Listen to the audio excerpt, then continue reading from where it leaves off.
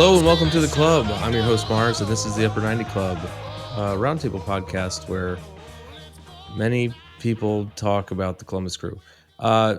Mort's gone. We don't know where he is. Yep, he did. No, Mort actually, he told us yesterday he is on a work trip and he ran into Cucho at the airport, which seems insane to 6 me. a.m. Which apparently they needed to leave for the Orlando game here in about 12 days, and so they had to take the early flight out. Well, it left from my house, so it's 4,000 miles. So I don't know. Mort may join at some point here, but he's not here. With me in the club are Ben, Trey, and Haas. Say hi, guys. Oh, hello. Going down. Playoff. Hello. Super Bowl. It's playoff ball. Since our last episode, we had 2 4-2 games, 4-2 times 2. Say that fast. And one of them was at Orlando. I'm sorry, at Atlanta, and we lost. And I don't know that we're really going to talk about that game much. No, we're not at all. Other than the fact that it's been a while since we've won on the road, and we are looking ahead to a road game in Orlando on the, what is it, the 25th. 5th? Yeah. Yep. So that's a ways out. But we did just come off of a 4-2 raucous home win to seal the best of 3 Don Garber Invitational 2023 cash grab, brought to you by Leo Messi's trophy Apples. case. Yeah. Brought to you by the Ballon d'Or ballets. Yeah. So we'll talk about the game from last night, which was Sunday, and we have some internets to read from our listeners, and we're also going to review the very tightly packed bracket challenge that we have going on now that we're through the first round of the playoffs. So how was it, guys? Did everybody go to the game last night? Well, Nope. Had a bit of a mix-up. You went to Atlanta? Yeah, I went to Orlando Okay. to watch the Atlanta home game against us that was played at Crew Stadium. Okay. All right. Yeah. I ended up going. Haas ended up going. I was there. Mort was there. And Tracy. Sat on my couch at What home happened? with the kids and wife, and we enjoyed it. Mm. Yeah, we got to talk about Mort was on the field. Oh yeah, that's right. Yeah, he was holding the banner, and it was so funny because we came late because I was Haas and I were hanging out beforehand with Tommy from Scarves and Spikes, the Atlanta podcast guy, and some of his friends, and awesome time beforehand. But they went in early. What some might call it on time. And Haas and I Before showed kickoff. up literally right before kickoff. And Mort came tearing around the corner. And he's like, "Did you see me? I was right by the sea." And I was like, "I gotta be honest with you." Is that what he sounded like? No, I did not say. No, he was like, "Oh, tip of the hat, tip of the hat. I was on the flag, tip of the hat." Okay. I felt so terrible because did anybody realize he was going to be on the field doing that? For some Yeah. reason, I thought he was holding a flag. Yeah, he mentioned. He told it, us 'cause he had to be his there at son- 4:30. Yeah. Yeah, but I thought he was holding a tifo or something. You know how they held flags, and I know they were handing out flags beforehand because Supporter Supply did that thing. If you bought a flag, they would donate a flag for the game. So I just assumed it was like that. I didn't realize he was on the field until he told me, and I was like, I'm a terrible friend. Yeah, you I can did see not him. see You you. can see him on the broadcast. He sent us some pictures. It looked like he was playing parachute games. Yeah, he was. like field day Gym or whatever. class. But, yeah, yeah. So okay, and I heard on the broadcast, which I finally was able to crack the code and get Chris Doran on my broadcast, which just nice. involved like pressing one button. But it took me until now to figure that out. And boy, was it enjoyable. It's great to hear a fan call the game. Like and a one-sided call. Yeah. He was as he said, he was out of breath at like by the 17th minute or whatever. But that was great. But it was not a sellout, is what I heard. Technically, What? But it still looked like crazy. I thought they announced it a It was sellout. packed. Oh, okay. Well, It was packed, I got bad intel. especially compared to that Atlanta game. I want to be honest with you. When I was scanning my ticket to go in, something weird happened. It didn't scan, but I just walked to the right of the thing. So maybe I was the reason it didn't sell out. Is that a thing? Yeah, that's plausible. It's plausible. My bad. So, and then, yeah, I mean, I'm sure the atmosphere was great. I mean, it seemed just crazy loud on the broadcast, and that everyone was way into it. But that's playoff ball, something that we haven't seen much of in the last couple of years. So it was good to see. So let's jump into the game. Haz, go through those lineups. A few changes we saw for game 3. Yes, for game 3, we had Matan, Rossi, and Cucho as our front three. Yeboah, Morris, Nagbe, and Farsi across the middle. Amundsen, Camacho, and Morera in the back with Schulte in goal. Oh, yeah. So, Farsi, right? Yeah, was Gressel That's injured? kind of no. And what I read just before I hopped on here was Nancy actually said he had to kind of make a tough decision on that, and that he just liked his energy for this situation. And I was like, interesting. Like, that's kind of a crazy thing to like say. You know what I mean? It makes like it was like it makes sense. Farsi's it a was the whippersnapper. correct move. Yeah, Yeah, he's a real tip of the hat. You know what I mean? He was great. He played great. thought, yeah. I mean, again, hindsight's always 20/20, but I thought he actually played awesome. And for what Nancy kind of said, post match, why he chose him over Gressel, which was pretty much just his hustle and his like energy on the field, like. Absolutely. And I actually thought he played, as much crap as I talk about him in the final third, I thought he did really well in the final third. Probably the best I've seen him all season. There was one exception. There was one possession where I thought he should have shot. I can't remember. I didn't jot down the time, but like he just had the ball like in the 6, and it was like, I think a more experienced player takes that shot, but he laid it off. And It was the 62nd minute, but he did end up earning a corner, I think. If we're talking about the same instance where... Yeah, there was just one where I was like, man, I wish he would have just taken that. The only time that he's scored this year, I won't say season, because it technically was not a regular season game, it was when he scored the only goal in the 1-0 victory over the Indy 11. The Open Cup. Yeah, so Never forget. Never forget. So anyway, all right. So but yeah, otherwise he played well. Let's go through the goals. We were playing Atlanta, so we did need to see a 25 to 30 yard goal from Nagbe, and that's how things started in the 9th minute. Can you talk us through that one, Haas?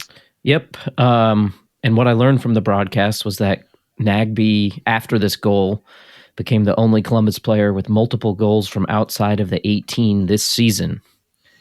What? Including Zelarayan? Maybe they said current player. Okay, because he had statistics, a couple free kicks. So after a bunch of... Did they say like players with the name Darlington or anything like that as a qualifier? Believe it or not. Riddle me this. So it's after a bunch of Crew offensive possession. We turn the ball over, but immediately apply pressure. Lennon passes back to Robinson in their own box, and he plays a pass out on the ground straight to Nagby, just outside the 18-yard box. He cuts it to the right, takes 2 or 3 touches, gets just outside of the half circle, and he shoots low and hard with his right between 2 defenders and catches Guzan stepping in the wrong direction. Yeah. I literally was, because they were yelling shoot, and I was yelling like, he's only allowed one banger outside the 18. I know that's what you've been year. saying. I thought of you when he scored. Mm-hmm. Oh, I said it, and I was like, that was wrong. Way off. I was wrong. He gonna do it again. I know. I was like, look, all right, now we tip look, it ahead. The ball was on or close to the ground, and Guzan has been great. I have said it in the last couple times we played them, or game after game 1 and after the game that we played most recently in the regular season. I would not have expected him to pull that off, but I think Haas, you're right. I think he was kind of moving in the other direction. He just couldn't get to that side of the goal. Wrong-footed. Yeah. So yeah, great way to start the game. Then The place exploded. Yeah, it was awesome. It was just like, yeah. I mean, it was, yeah. I kind of felt it coming, but I was like, we got to score early to make sure. That was the one thing we didn't do in Atlanta, and then here we are. I do want to talk a little bit more about just like the general vibe of the game later. Mm-hmm. But man, it seemed like, you remember when we played that regular season game against Atlanta, my prediction was 100-0. God, this game I felt like it could have been 100-50 or something. Like, it was just, there was just so much offense and so much pressure on both sides. But we scored again in the 17th. Another screamer. Talk through that one, Haas. Mayumba fouls Matan, and the ball goes to Cucho. Surprise, surprise. Shocking, yeah. He then fouls Cucho as well, but the ball rolls. Surprise. And then he fouls the ref. Cucho's got his arms up, but the ball rolls out to Aiden. He passes the ball out of a crowded right side of the field to Amundsen in the center of the pitch. He takes 2 touches, and no one from Atlanta steps towards him. So he shoots with his left. Why would you? Shoots with his left from distance. Guzan goes airborne. He's not able to get a hand on it. The shot goes over Guzan, under the crossbar, and into the net. Like, what a shot. So good. Incredible. I felt like it hit the top of the net before it hit the back. It was such a, looking back, because like, it was bananas, right? Like, at the game, it like didn't register. Literally, I think I was talking to Tracy today about it. Like, he hit the ball, and the whole place was like, what? And like, it kind of like got silent, and they were like, it's gonna go in. Like, it was like a slow rise. Like, he was, how far was he actually? Like 40 yards, 45 like yards? No, 35, 32, 35. I spotted it at 30. Doran said 25. I think it was more than 25, but he was more than 25. Yeah. I mean, when you say they weren't stepping to him, it's like our left center back, right, 5 yards out. Like, they're like, okay, do we have everybody covered? Yeah, it's fine. Let him, if he's going to shoot, let him shoot there. And he struck that. It was just like, I was screaming before that because there was 2 fouls, like on the edge of the box. And he said, play on. And I kept, and when it got recycled back, I was screaming like, call the foul now. Like, we're not going to score. It went negative, like it went backwards. So like, go ahead and instead of playing on, like, call the foul outside the box, because I'd rather have a free kick 20 yards away. Was that the same run of play, Haas, that you were talking through, where it was like he gave him advantage twice? Yeah, Mayumba takes out Matan and Cucho. Yeah. I heard you describing that, and I was too excited about my fouling joke to really put together watching that. But yeah, it was they just let him play. So great result there. And then so they did goal of the season already, right? Like, that is it. So they don't include post. Okay, that's fine. That's fine. They'll probably have a round of playoff bests or whatever would be my guess. Yeah. They get the Ballon d'Or for that. Then they'll play a game against New York City. Yeah, makes sense. And lose. Not involved in the playoffs. Both teams available. Yeah. Thumbs up. Yeah, the scar tissue invitational. Okay, so then I don't know that. Let's see, that was 17th minute. I was feeling like probably Atlanta was going to score. It was just like the 2-0 thing where we were kind of, I don't know. I felt like they were going to score, but they didn't before we did again in the 33rd minute. Matan with, I mean, I don't remember him scoring much. I heard it was his second goal this season. Talk through that one, Haas. That's what they said. I think that's probably. I mean, now that I'm on Dorn, I'm quoting him, and I cannot. I don't actually think that anything I've quoted has been accurate yet, but I'm going to keep trying. He's the only person I go to on Twitter who posts the real kickoff time. I'm always looking up his account before the games. Yeah. So Atlanta gives the ball away in transition. Yeboah steps into space to intercept a pass and immediately plays the ball forward to Cucho. Cucho plays it towards the box to Rossi, who has to turn kind of awkwardly, but he's able to keep the ball, finds Matan moving into the box, takes one touch, and shoots with his right. Another goal up into the bottom side of the top netting from a tight angle. Yeah. Yeah, it was like great. I think it was like kind of like the reverse side of the Cucho one that went like near post straight up. Yeah. Like didn't have it like for the first game. Cause I mean, he blasted that. And I was like, yeah, again, it was just lost my mind. I'm like, yeah, 1-0, 2-0 on those bangers. And then to go up. I mean, and I feel like right before that, didn't they like, didn't Schulte have like an amazing save, like a really good save right before that? 31st minute. Yeah. Cause that's like normally the time when he made that save, I was like, I think we've got this. Like it felt like the momentum like swung back. And that was kind of a blow because he should have put that away. And Schulte made an awesome save. And then like 2 minutes later, we scored. And it's like, eat it. And again, just an eruption.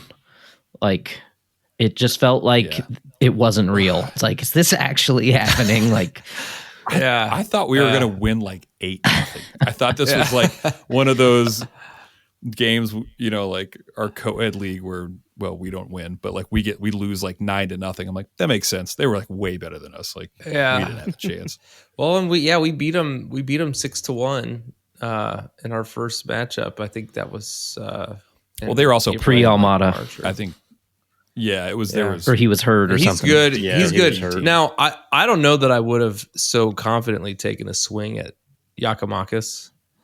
I still paused, but I heard that name said so many times in the last 12 days that I can say it with confidence. I was afraid of him in this game because of how dangerous he was in the second game. Mm-hmm. To your point, Ben, Schulte showed up. Our defense was shutting things down and keeping things out of danger and not just passing it directly to him in our final third, which happened a couple times. We weren't doing what they were doing. A lot of our goals came off them and their final third, just like blindly passing it right to our players in their final third. Like 2 of our goals came directly from that. And it's like we were doing what they were doing to us the last game. And he was just so dangerous in that second game, but really kind of like a whiny little baby. He was a whiny baby in the second and game. He was flopping. Yeah. Yeah. The ref wasn't having any of it. That one, it was right in front of the ref with Morera. It looks like maybe, excuse me, maybe there was some slight contact. And the highlight, they couldn't even go back far enough to catch where there was any contact. Giakoumakis is on the ground crying. They would have needed to go back to his childhood. So are you saying? But then let's leave it alone. Let's just leave it alone, and we move on. But here was the weird part. Yeah, go on to the next goal because it happened like right after. This was like the weird part about this game and like how the stadium felt. I'm sure, like Matan scores and I'm like, we're gonna win 1-0 and Right. then the next 2 goals, like right afterwards, they scored. It just completely deflated us. Yeah, so they Oh. scored in the 35th minute Well, to us go as the crowd. 3-1. Hawes, talk through that one real quick. So Almada plays a ball over the top of the Crew's back line to a streaking Lennon, who passes with his first touch on the ball across to a wide open Yakimakis, he taps it past Schulte. Moreira is a step or two slow, and it was a great ball from Almada. Yeah, there's no stopping that. I mean, Schulte wasn't going to stop that. Neither one of these goals, I think, were that. It was a great ball from Almada. It just happened so fast. Like, we were still high off that first goal, and the team was fine, but like the crowd kind of was like, and at first I thought he was offside. I was like, he's offside. He's got to be, because again, it was the same thing that happened last game where I was like, they passed. They were able to just square a ball. It was a pass. No, he back. wasn't. No, it wasn't even close. Yeah, but it was like he was so open. I'm like, there has to be something wrong. There just has to be. And like looking back, it's like, no, we just weren't marking one of the best strikers in the league. I'm like, well, yeah, and so Lennon was really far forward with the ball. But that's what he always does. I mean, that's how Brooks Lennon plays. But I don't know. I'm just saying, like, Yakimakis wasn't going to be offside because Lennon was already like, almost to the end line. All right, and then we go to half. Right, half. It was 3-1. Longest bathroom line in the world. Also, at that point, I don't know if anybody tried to go pee pee, but boy, it was so bad. It was sold out. Yeah, the line to the bathroom was 100% sold out. It is the same number of people in the stadium at every time. Yeah. So, pretty bad. Yeah, pretty upset about that. Anything else to report about halftime? That's it. That's it. It's my only gripe. Yeah, so we came out swinging. I mean, I don't know. I mean, I guess my thought was like the whole 3-1 thing again, especially with these scoring teams and the pressure that we saw in both directions. 3-1 was not convincing to me at halftime that we were going to, not only that the scoring was not done, but that we even had the game locked up. But we did score again shortly after half in the 47th minute. Schulte plays a ball out of the back, out to the left. Atlanta almost steals it multiple times, but Yeboah is able to get the ball out to Matan near midfield. Matan plays a line-splitting ball in behind to a streaking Rossi. He takes 2 touches as he moves into the box, shoots low with his left, and it goes off the far post, and in. Bing! Oh, yeah. Cha-ching. We're going streaking. Yeah. Oh, it was great. Man, that one felt great. good because we were nervous coming out of half, and then like 2 minutes into the half, it's like 2 minutes. Boom. Yeah. And we're back. Nothing to worry about. Faster than in the first half, right? I mean, it was like that. Yeah, it felt good. It did ruin my score prediction. No one cares. It felt ruined a lot of score predictions. So yeah, like 3 of us take had it 3-2. Yeah. And they did the Spiderman, celebration, which is kind of a nod to them doing the Spiderman to us, which I thought that was kind of funny. Yeah, Atlanta. Also, I didn't get it. I thought that was just some inside joke I didn't get, and it turns out it was. And it's still, but it still kind of is. But Atlanta, they were doing the Spider-Man deal, right? Yeah, the guy put a mask on and got a yellow card. Oh, that's right. Yeah, and then the MLS posted it and was like, "Look how cool this is," and it's like, well, maybe don't glorify this guy and then card him. You know what I mean? Like, it seems he should never have gotten carded. I think it's dumb. Yeah. Okay. And then they came back and scored again, the last goal of the game in the 50th minute. Talk through that one, Haas. Fortune brings the ball up the right side as Rossi is jogging to catch up to him, and Morris is kind of busy with Almada at the time. Fortune is able to dribble a long ways up the field, passes to Lennon. As he gets past Yeboah, he crosses the ball into the box, and Silva gets past Farsi and taps it into the net in front of Schulte. Farsi fell asleep there. Yeah, two things on this goal. Farsi fell asleep, and Lennon was probably offside. After Really? going back and rewatching, I think he was half a leg offside. But Farsi fell asleep on the back post. Yeah. But again, it's like not 2 minutes, maybe not even. Yes, fifth. Yeah. Yeah. That was the 50th minute. I bet you from replay of like kicking the ball off, it was 30 seconds because there's, you know what I mean? Like, yeah. And it just like deflates us again. It's like, daggone it. Well, and so we know now that it was going to be a 4-2 game, but God, I felt like any team could have put at least two more in the remaining 40 minutes. And I felt, I don't know. I guess I was glad that we had at least the 2-goal pad, where it's like, well, okay. What I kept telling myself was like, if they're going to win this game, they're going to have to score 3. I mean, I guess it could have gone to a shootout, but like, I don't know. The pressure was just so high, and both these teams have scored so much in the regular season and the postseason. I don't know. It was not a pleasant 40 minutes to watch the end of the game. It definitely was not a boring, goalless 40 minutes. Like, no, it was back and forth. It's incredibly stressful, fun.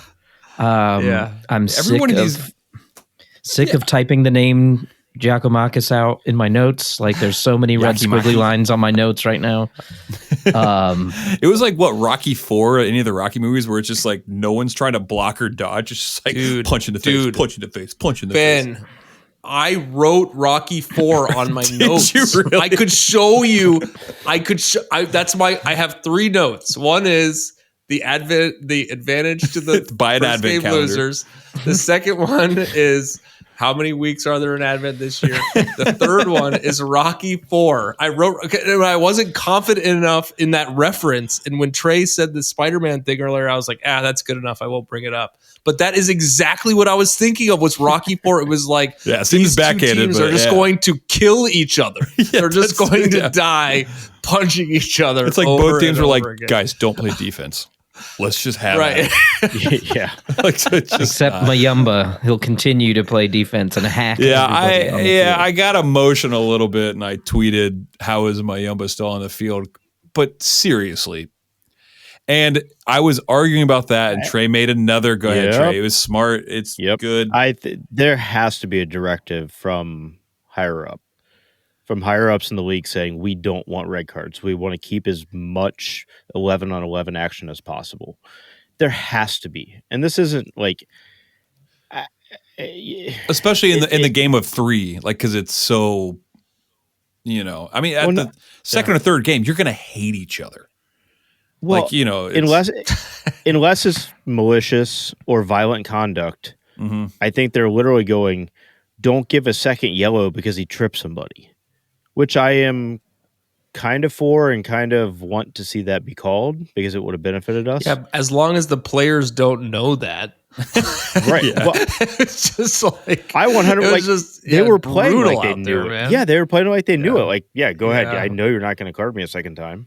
I mean, he fouled in the 84th minute, and that's when the whole crowd was chanting, throw him out. But it was a foul. And that then was like, again in the 89th minute on Cucho, who then takes a crazy free kick off the crossbar. It's just crazy. Yeah. There's the little scrum that happened when they tried to drag Rossi off the field. And no cards. None. That was there was a card in that. No. Actually, I have no idea because I didn't see him actually card anybody at the game. But it was like a card in the 90th. He just picked somebody and gave him a card. It wasn't anybody who already had a card. So. Yeah, like, you get a card. He's like, listen, guys, who hasn't had a card? It's like, I haven't had a card. It's like, you get it. You made a mistake.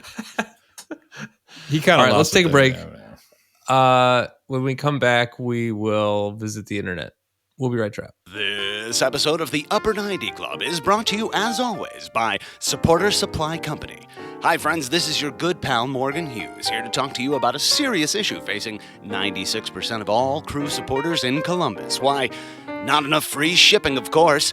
For a limited time now, through the eventual heat death of the universe, Upper 90 Club listeners can use the promo code Upper90Boys. That's boys with a Z on the end of it, at checkout for free delivery on absolutely any order over $10. But Morgan, what if I order $10 worth of stickers, or those goddamned buttons, or some other combination of small items that make you want to kill yourself? Will the free shipping still apply then, even as you curse our family, while you package up our little tiny annoying ass order for us?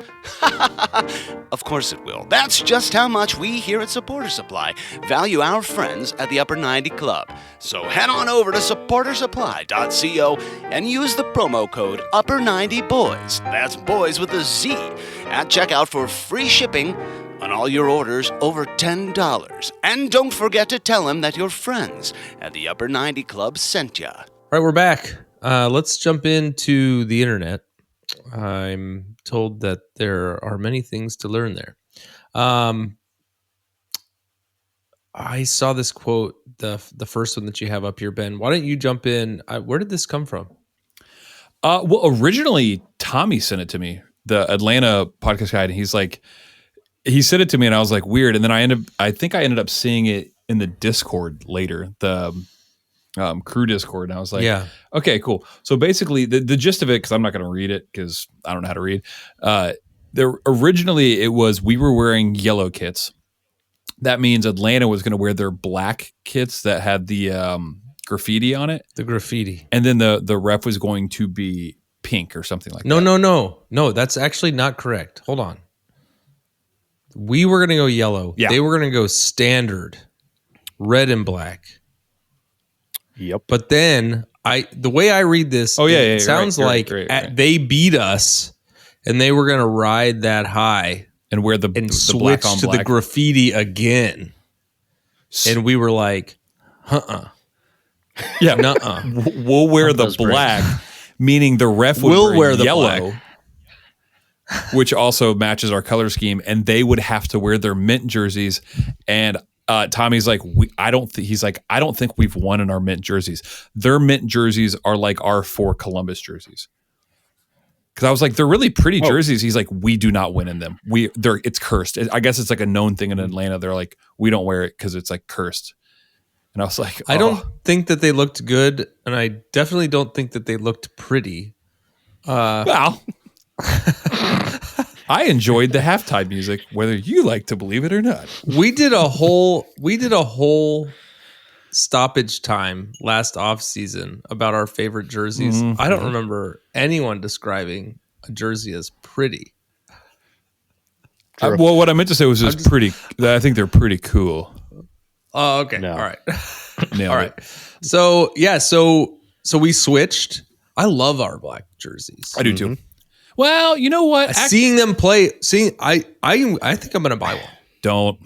I have it. It's not. I mean, yeah, I did too. What's money? I mean, if you wear the whole kit, yes, you'll like. That will never happen. I will never. If you're just wearing the shirt, I prefer a lot. Halloween next year. Yeah. Only if I'm going out with Trey and his wife. Hey, come on now. Don't steal Tracy's costume. We all show up as crew, and then we have to play a game of soccer. That's the Halloween joke. But basically, they were like, we're going to do this. And the way it read is like, as an act of pettiness, the crew did this. I'm like, no. I mean, that's what I would do. If I was like, all right, I'm going to wear this, so you have to wear your cursed jersey. Gamesmanship. Yeah, 100%. Yeah. I don't think it's about a cursed jersey as much as it is like, we're not going to give you the option to wear what you want to wear. You know, like, oh, you want to wear that? Yeah. Cool. Well, we're going to choose something else. So Yeah. you can't. Yeah. Yeah. Wait a minute. And I'd like to. Oh yes. my goodness, Mr. Man Fancy of Pants. business. Hey guys. Look at the Look at shoulder Mr. pads. Business. Yeah, that is a pretty jacket. I like it. Good. Pretty. Sorry, Ben. Okay, that's not a thing. Okay. If Ben just Mort's on board with really that, then landed. it's I'm just being mean. No, you're being petty. Welcome, Mort. Mort has just joined. Hey. I recognize you from your field work at the game last. yeah. Oh yeah. Yeah, turn around. We want to make sure it's really you. It's a mirror there. You can see. Oh, there is a mirror there. So where are you, Mort? I'm in Houston. I'm so Oh, sorry. so you're about getting that. ready for the final. Texas? Oh no, the final Yeah, would be in Columbus. I am spying on the competition here down in. Oh Houston. yeah. You're hanging out with our Might be a tour. little echo. Okay. Yeah. He was. Got your Michigan hat on. He was down in the lobby. Yeah, you look fresh to death. You look Yeah, you look great. good. Pretty. Yeah. Oh, we got to impress the customers, you know. But everything else in the background is like such a hotel room. I know. I have figured out how to treat the talent. Not what he said. The casting couch is behind you. Anyway, we can go ahead. So you are just coming into the Read the Internet Twitter times. So we already went over the game. I'll give you. Well, let's give him one sentence about the game. Games. Yeah. What do you want to say about the last couple games? The last couple of games, I'm going to keep it very short. I'm not going to talk about the second game. I'm just already going to too talk long. about the third game. One Do it. sentence. One. Fucking amazing. There he is.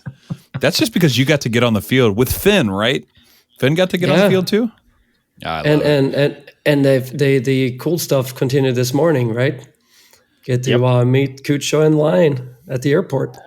So let me get this straight. Say thank you.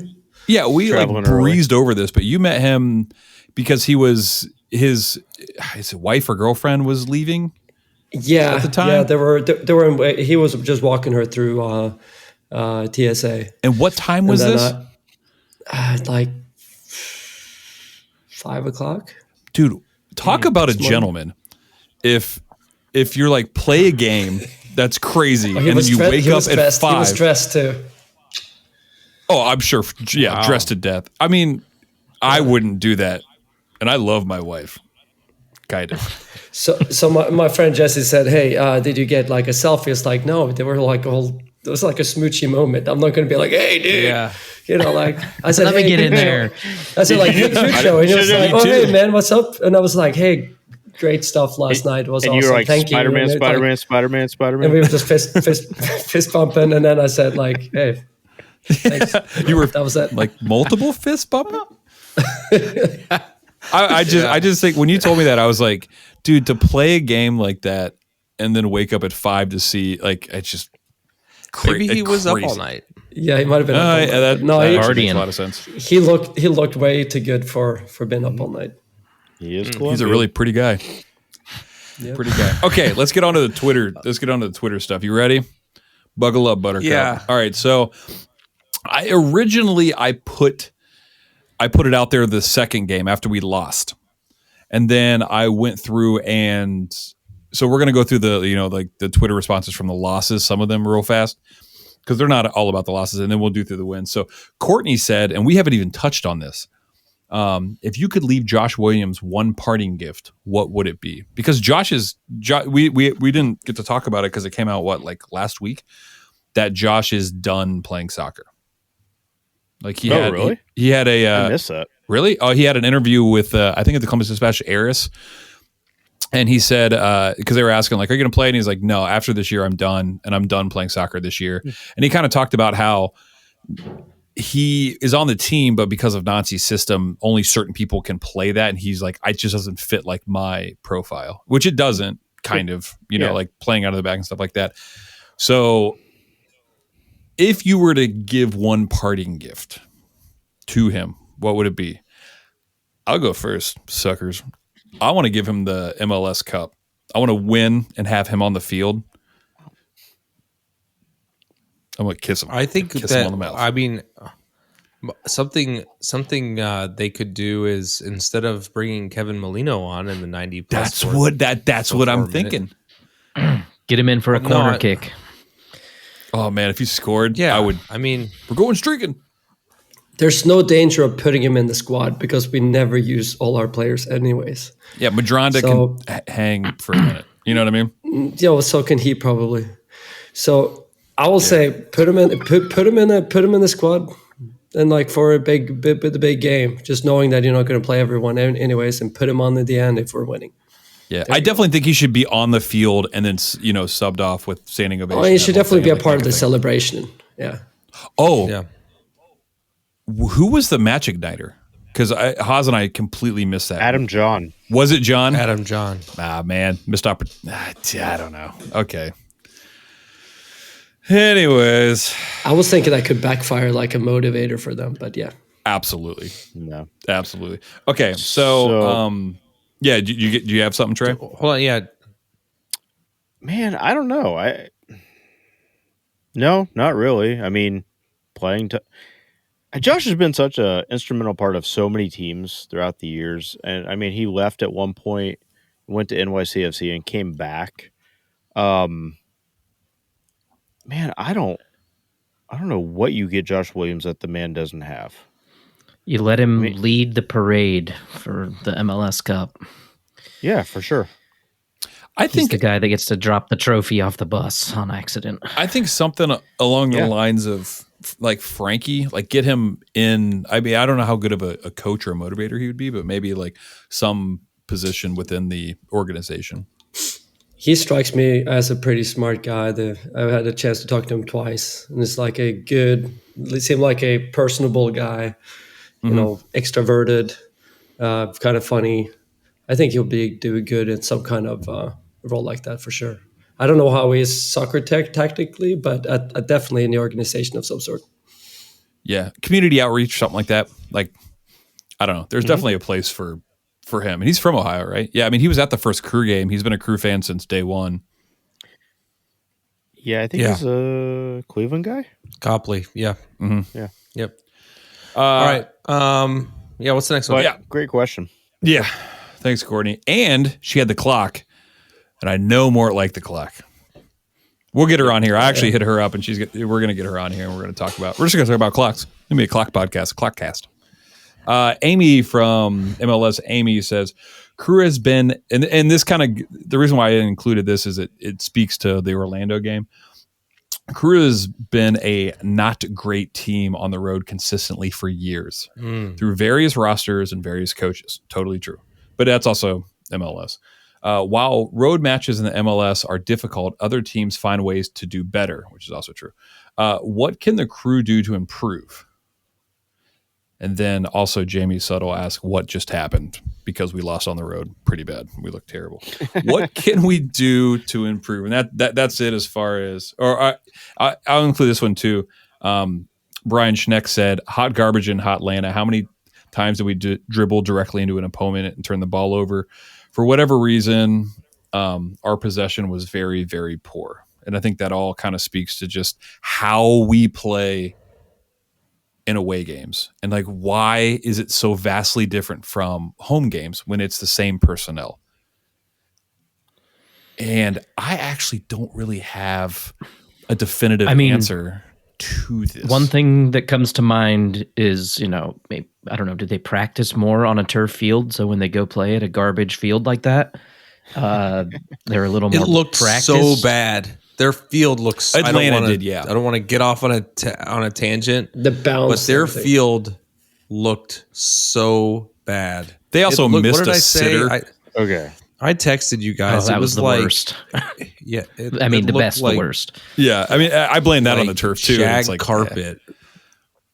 But just a quick dive into the current standings or whatever. I mean, for what it's worth. Yeah. Here's the away records of. Okay, so the number one team in the league, Cincinnati, 7-3-7. Orlando 9-4-4. Every team from us to the last place team has a losing record on the road. Besides those two, the stat they threw out. Wow. The stat that they threw out for the Eastern Conference. I can't remember if we talked about it, but the stat they threw out was that we haven't won an away playoff game since 2002. Now I don't know how many we've had playoff games in regulation. Right? 16 away games that we haven't won any regulation. We did win 2 penalty shootouts in that sequence. And it's not any better in the Western Conference. There's only 2 teams in the Western Conference that have winning records on the road.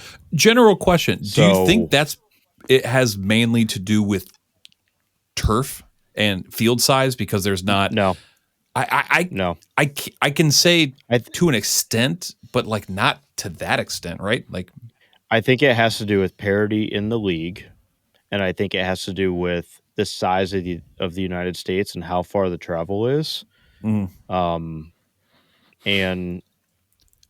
Morgan Hughes had said it's home team FC. It is you have a huge advantage at home, but we're trying to figure out like why. And I think you're right. It has a lot to do with like just the logistics of playing an away game. In Europe, it's like we travel from Columbus to Cincinnati. That's like as far as they travel, but like going from Columbus to Seattle is like ridiculous.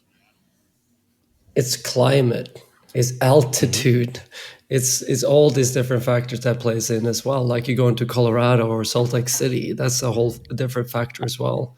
Is Mexico like that? Because Mexico has a lot of the same like kind of longer distance and altitude issues and stuff like that. But it'd be interesting to see Columbus heads to Miami and to play in the swamp, like that's a huge disadvantage for Columbus.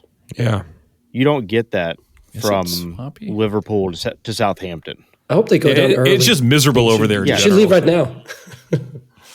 It's literally a swamp in the Everglades next to Fort Lauderdale. So yes, it is swamp. I guess it. I have vivid memories of traveling to Fort Lauderdale as a kid, like flying, and you get out of you go to the airport, and you walk from like the airport to the rental car parking lot or whatever, and it's like it could be 9 p.m. and it's 145% humidity, 145 degrees. Like it's gross. Waiting for a shuttle bus. Yeah. Like I can remember this from my childhood. Like it is legit and it's different. It is different than Columbus, Ohio. I mean, Columbus gets hot in the summer, but it's different. Yeah, 100%. So, and I think we should talk about, speaking of, and before we get into that, Way said, if the Crew manage to win in Orlando, they'll make it to the final. Facts. I'm willing to say if they beat Orlando, I think they win the cup. Because I actually I think Orlando now. It was like beating Chicago in 2008. Yeah. Right, where it was like, if we can beat this team, like we're going to win the MLS Cup. Like Orlando, I mean, I don't know. I think we'll probably face Cincy after Orlando, and that game is because Cincinnati, I feel like we know how that game ended, and they were by far at that point in time by far the best team in the league, and at the minimum, we would have had a draw. We were the ones that were looking to score until, things went very, very wrong. Yeah. So, and then we smashed them at home. Yeah. Yeah. Mm-hmm. Yeah. Yeah. They set up nice for us. Orlando is just kind of a wild card because they are playing well. I think they're one of the best teams at the end of regular season. Next to Kansas City, they're the hottest team. Yeah, and we saw what Kansas City did, so it's like, all right, well, Kansas City took out St. Louis in 2 games, and that was a number 1 seed, and it's like, well, I wasn't. So I watched the Orlando games heading into ours, and I wasn't terribly impressed with Orlando, and their strikers are not really clicking. At least the last couple of games. Yeah, it's hard to figure it out because Nashville has not been good. They've been just trending downwards. Yeah. So let's wrap up this answer. I mean, I think that we've talked about what the challenges are. I don't know that I have a great answer for what we're gonna do to not lose this game. Similar to what we did against Orlando at home. We did some adjustments, getting in Farsi, be a little bit more, even though we let up some of those transitions goals, just tighten up that part. I think the Farsi move was a big difference because Gressel was struggling in the first 2 games. So I think what are some of the changes we did, there was some early transition on for Atlanta where we blocked them. So they got the 2 they had, and some of them were actually really well played too. The 1 goal was almost perfectly executed. So that can happen, but there was some other transition that we just dumped them. We stopped them, we won the ball back. So if we do the similar, I think we'll have a similar success. Yeah, we talked about it earlier when you weren't on here, but I think the Farsi starting was solid because if you needed a sub on somebody, Gressel is an absolute impact sub, and vice versa. If you start Gressel and you put on Farsi's not an impact sub as far as offense. It's not like an incredible change of pace. All right, to wrap this up before the Cirque stat, we have Bird saying Matan, my beloved. Connor said we're winning the cup, and Chris Suttle had he just posted a picture of Robin Hood blowing a kiss. So we were pretty pumped. We were pretty pumped at the end of that game. There's the Chris S from the bracket challenge. That's Chris. The Suttles. But before we go to break, let's do the Cirque stat. This is Steve Cirque, and this is a Cirque stat. All right, and this Cirque stat comes from Chris Dorn. He said 35% of the crew roster has scored against Atlanta specifically. In 5 games, there has been 15 goals, and out of those 15 goals, it's been 10 different players, which is hilarious.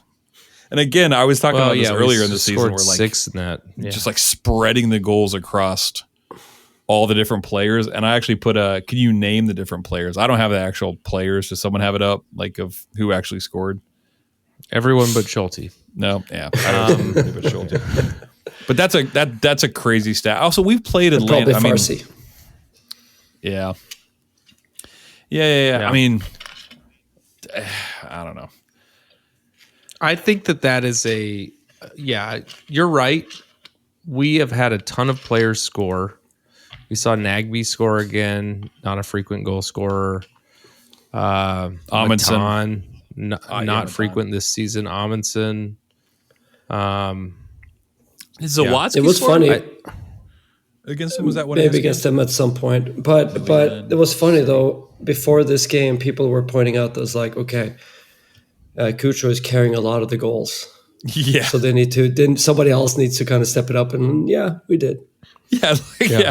Cool. What do you want? Our left center back? Done. Yeah. Oh, cool. The other 2 guys up top? Cool. You want Nagby, who scores 1 a year? We'll do another one. Just this once. This one's for you. His other one was against Atlanta. Yeah. His other screamer. Okay. Gold team. I know. Let's break here. When we come back, we'll do bracket and the predictions roundup. We'll be right back. Hey guys, thanks for having me again. And just as migratory birds are flying south for the winter, I am here to talk to you about possible Crew 2 players who might migrate south from historic Crew Stadium to lower.com to play with the first team.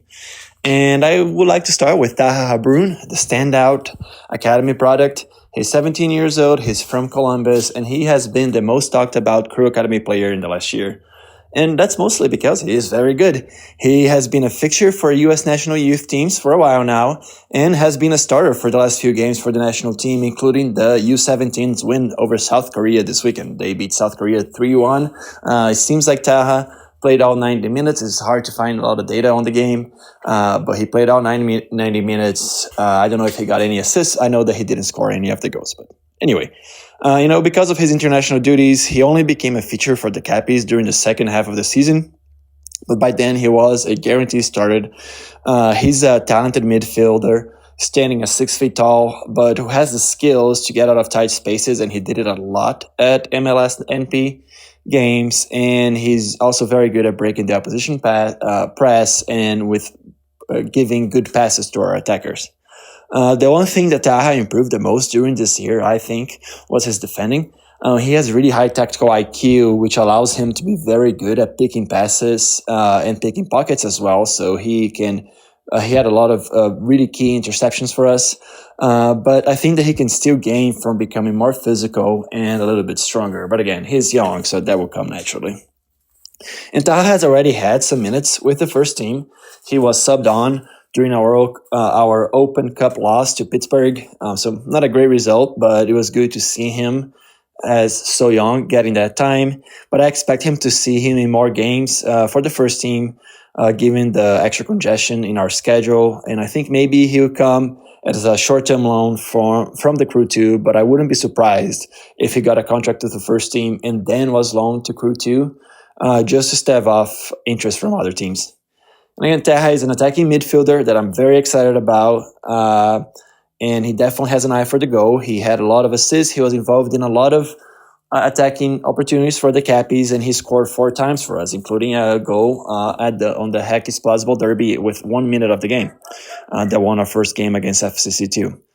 I think that once he plays in the instant system, I'd expect him to slot where Nagby and Matern do, to be the guy linking the play from the back to our attackers, while also having some defensive responsibilities. So yeah, that's Taha. Hopefully, I am very excited about him. I have really high expectations for him, and I want to see him succeed with the first team. Thanks again, and let's go Crew. All right, we're back. That was a weird break.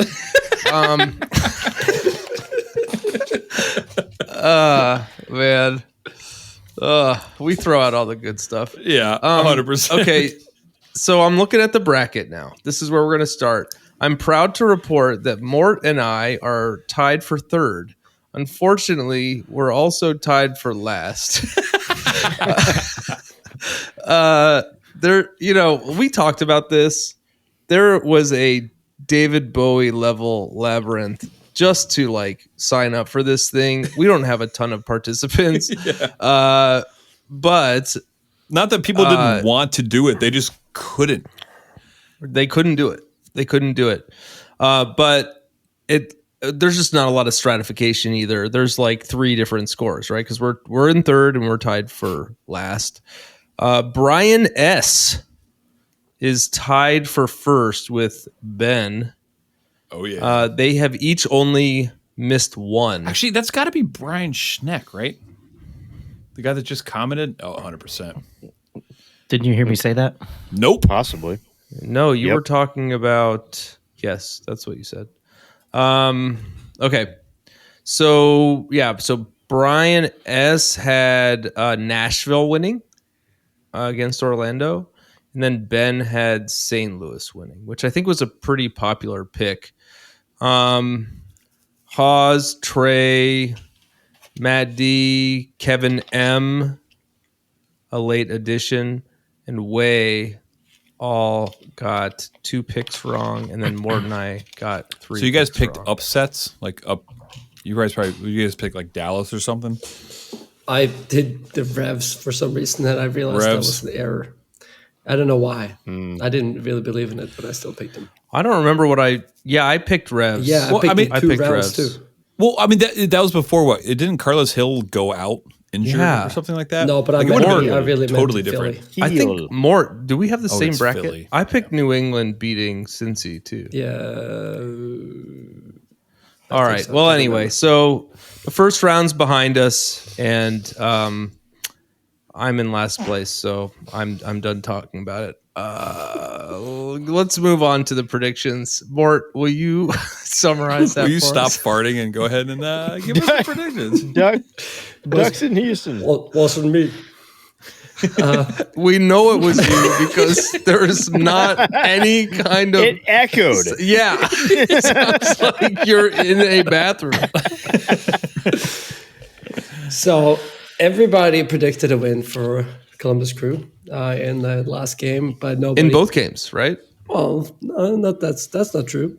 I mean, they In both home games, Ties. We had a lot of ties in the second game. Oh, that's right. That's right. But in this case, we all had wins, but nobody thought we would score 4 goals, and I don't think there was a lot of that either on X either. I think the max was kind of like 3 goals, and we actually did better than what people had predicted. So nobody had the right score, and everybody predicted a win, and of course we did win. So that doesn't really change much of anything, except for Mars set a new, podcast record of 26 points, and world record, podcast record, best match day, best whatever. And then we have the Don Garber Award for most points. The Don Garber secret handshake, Twix bar almond. Wait, but I stand alone, right? I'm alone at the top, 26. Right? Trey and Ben have 25 points. I have 21. Dude, right behind you. Haas, you have 19. So yeah, it's still tight. Interesting fact is the fact that am I the only one that has 3 perfect scores? That's incredible. Wow. It's incredible that you tried to turn that into a tie-breaking thing on our text thread. I see. And you're bringing it up now so that you can point back to it later if it matters. I didn't realize. In my defense, I wasn't even aware, and I argued that Haas had more perfect scores than I did. Oh yeah, I only half read the text thread. You're like, my bad. I'm better than Haas. That's what I meant to say. Well, everybody is at this point in every way. Yeah. So. Good Lord. Wow. It's harsh here today. This is a tough environment. Oh yeah. Chicago. Yeah, it's brutal. It's been pretty mean from my side tonight. Sorry. Happy Monday. Sorry. Yeah. I'm used to Sunday. Yeah, we won. We go on to the next round. We're supposed to be excited, but no, we're going into battle. No, we're just mean. We're just mean. Yeah. All right, so we got to put it in the chat, right? Yeah, we're gonna do our predictions now. The game, so the game is against Orlando in Orlando. It's on the 25th. Yeah, international break, November, same day as High State, Michigan. Is that why there's 2 weeks because of international break? Yes, it's correct. ridiculous. That is so. And we stupid. should also stop here and say, Cucho got called up to the Colombian team. And who was the other person that got called up? I think it was Jason Russell Rowe. Yeah, it was Jason Russell Rowe to the Canadian national. Oh, yeah, from Canada. I knew that. Yeah. Which is awesome. And the other thing I was telling Tracy, too, is that there's also 2 friendlies for the U23 Olympic team, and Schulte did not get called up. And I thought that was kind of bizarre. But after looking at everybody who got called up, there's nobody that's still in the playoffs that got called up. So I'm assuming that's... Yeah, because he's been playing lights out. So there's no way he's not making that team. And I think they're only bringing 2 goalies to those friendlies or whatever. But I digress. But hey, shout out to Cucho and shout out to the Pirate, Russell Rowe, getting out there and let's ride doing the bench that. and do nothing, please. Yeah, actually, I would get some rest, stretch out. That. Yeah. So, all right. Okay, so there's going to be a 2-week break, which is a little obnoxious, but everyone is on the same break, right? So, let's put out our predictions now. We'll go through them. Mort, you said 2-2. Yeah, I said 2-2. Crew on penalties. It's going to be tight. And if we're going to win, it's going to be probably. I can't see this being. I think we can pull this off. So, but it's going to be the closest possible margin. I feel like it's going to be like when we played Atlanta a couple of years ago for the thing where it's going to come down to penalties. It feels like that. It's not going to be as open as what we just saw. It's going to be cagey. There's going to be goals, but ultimately it's going to come down to I think penalties. Right now, this is the most difficult place to go and play. Mm-hmm. How these teams have been playing. Pretty much, this is the toughest place to go right now in MLS. Yeah. Okay. Okay. Trey, you said 4-3. I did. Yep. And is that because of what happened last time, or? Yep. And I just reversed it, so we win. You just reverse it so we win. I like that. But I mean, it's like instead of us giving up 4 goals, we're going to score 4 goals. Correct. Yeah. But also watching the other games, it has been like, now that it's a must win and teams are opening up, I feel like there is a lot more goals than it's been in the past. I feel like there's been a lot more scoring, especially like the way they play and we play. 4-3 kind of seems. That being said, right. That being said, Orlando has scored 1 goal in each of their last 2 games. That's what I was just thinking. I was like, I don't think they score a bunch. Yeah, they don't. And but I don't think their defense is that great. I'm not gonna guess. I'm feeling better about it. Mark. But yeah. So Haas, you said 3-1. Yes. So it's not going to be that. Crew winning. End of thought. Yep. All right. I also said 3-1. When I said 2-1 against Atlanta in the first game, I had planned to go 3-1, and I just wasn't confident enough. So this is a makeup call for me. I'm with you. I don't think Orlando's going to score more than 1. I think that the fact that we gave up 4 to them was that was just a regular season game where we took our eye off the ball and also subbed in Kevin Molino way too early. So I believe 3-1 is going to be the scoreline here, and I guess so does Haas, which kind of makes me a little nervous because of his standing in the table. All right. Anything else we got, guys? We've got another kind of special episode next week where we have no game to review, but we have a special guest, possibly special guests. Yeah, so we'll have to figure that out. So. Yeah, pretty pumped. Well, hey, I'm glad to be still in this. I believe that we deserve to be.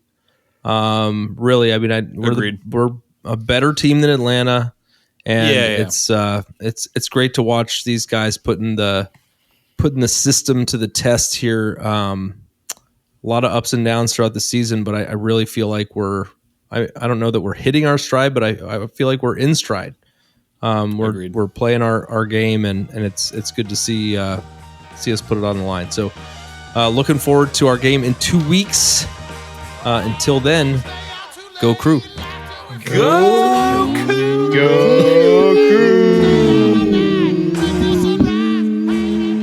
Thanks everyone for joining the club. We hope you'll listen next week and every week, even in the off season, to celebrate or commiserate. We'll save you a seat. If you like this podcast, please give us 5 stars and subscribe. You can email us at upper90clubpod@gmail.com. That's upper90clubpod@gmail.com. Follow us on Twitter and Instagram at upper90clubpod. Go Crew!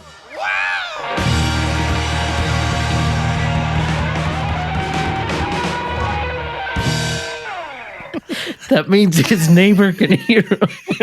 Just start yelling. I panicked. It's not what I should have said. I could have said anything. I chose that.